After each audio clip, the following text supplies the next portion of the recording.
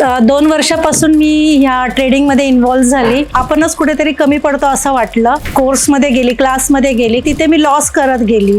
त्याच्यानंतर सरांचा मी पॉडकास्ट बघितल्यानंतर मी सगळं फाइंड आउट केलं की सर कसे भेटतील, सर कुठून कसे, म्हणजे मी त्यांना कॉन्टॅक्ट करू शकेन. मला असं वाटत होतं की मी कधी येऊ ह्या क्लासमध्ये.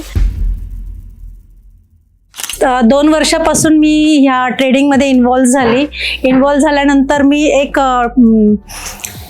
कोर्समध्ये गेली, क्लासमध्ये सगळेच छान शिकवतात. आपणच कुठेतरी कमी पडतो असं वाटलं आणि तिथे मी लॉस करत गेल्यानंतर असं वाटलं की आपण यूट्यूबमध्ये खूप शिकू म्हणून. तर यूट्यूब रात्रंदिवस मी फक्त ट्रेडिंगच बघत होती, पण त्याचा मला कधीच फायदा झाला नाही. मी असं वाटायचं की प्रॉफिटमध्ये येईन, पण मी लॉससमध्ये जायची. त्याच्यानंतर सरांचा मी पॉडकास्ट बघितल्यानंतर सरांनी खूप सारे बंच आणले होते प्रॉफिट अँड लॉस दाखवण्यासाठी की मी सगळं काही लिहून काढतो, मला हे प्रॉपर असं आवडतं. आणि त्यांनी त्यांचे सगळे जीवनाची पूर्ण माहिती दिली आणि तो पॉडकास्ट मला एवढा आवडला की मी म्हटलं की आता ह्या सरांचा मी पिछा करावा, सरळ असं वाटलं मला. आणि नंतर मी तो जो पॉडकास्ट बघितल्यानंतर मी सगळं फाइंड आउट केलं की सर कसे भेटतील, सर कुठून कसे, म्हणजे मी त्यांना कॉन्टॅक्ट करू शकेन. हा मी बघण्यास सुरुवात केली. तो पॉडकास्ट बघितल्यानंतर सर मी आजपर्यंत 2 महिने झाले असतील ह्या गोष्टीला, 3 महिने झाले असतील. त्याच्यानंतर एकही व्हिडिओ मी बघितला नाही ट्रेडिंगचा, एकही कोणाचाच. म्हणजे मला आता करायचंच नाही आहे, सरांकडून शिकणार, नंतर मला जे काय करायचं ते मी करणार असं.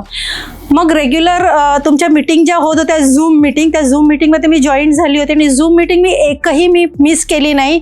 नंतर मुलीचं लग्न होतं म्हणून मी गेली, तर सरांनी असं सांगितलं, सर मॅडम तुम्ही लग्नानंतर या, आपण अटेंड तुम्हाला करता येईल. मी तिथे होती, पण माझं सगळं मन इकडे धावत होतं. त्यावेळेस सुद्धा मी ती मीटिंग अटेंड करत होती. 7 वाजताची 7:30 वाजताची व्हायची ती. मग नंतर लग्न उरकल्यानंतर मी 5 तारखेला डिसेंबरच्या इकडे आली आणि त्याच्यानंतर परत त्या मीटिंग स्टार्ट केल्या.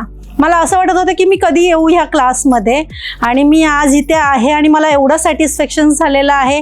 आता फक्त एकच काम बाकी आहे की प्रॅक्टिस. ते केलं तरच आपण ह्याच्यामध्ये अचीव करू शकतो. किती पण सरांनी चांगलं शिकवलं आणि तुम्ही जर काही केलं नाही तर तुम्ही त्याच्यामध्ये 0 आहात. मेहनत तुमचीच कामी येणार आहे.